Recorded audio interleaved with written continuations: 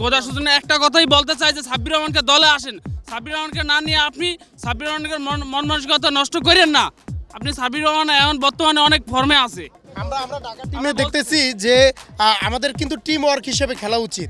চলমান বিপিএলে এখন পর্যন্ত ঢাকা কোনো ম্যাচ না জিতলেও খোদ এক অনবদ্য রেকর্ড গড়লেন দলটির হেড কোচ খালেদ মাহমুদ সুজন। তবে এটি কোনো সুখকর কীর্তি না, বরং লজ্জার রেকর্ড। বিপিএলের কোনো কোচ হিসেবে সবচেয়ে বেশি টানা ম্যাচ হারার রেকর্ড গড়লেন সুজন।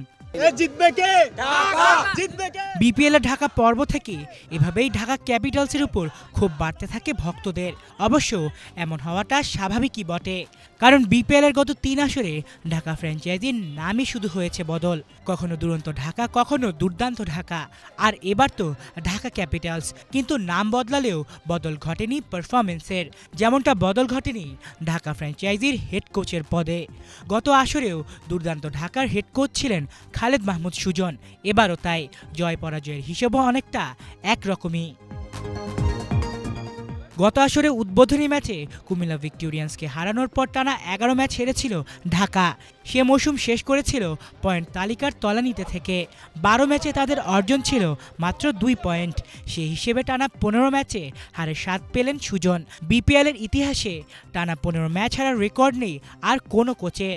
ঘরের ক্রিকেটে নিয়মিত কোচের ভূমিকায় থাকা সুজনের জন্য এটি বিব্রতকর অভিজ্ঞতাই বটে।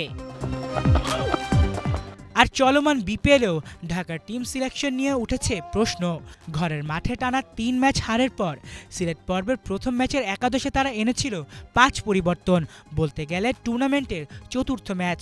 অথচ এখন পর্যন্ত টিম কম্বিনেশনই ঠিক করতে পারেনি সুজন নেতৃত্বাধীন টিম ম্যানেজমেন্ট। তাই তো কোচ হিসেবেও যে একটু বাড়তি চাপেই আছেন সুজন, তা বোঝার বাকি থাকে না। আলিফ Chowdhury, Bangla vision, sports desk.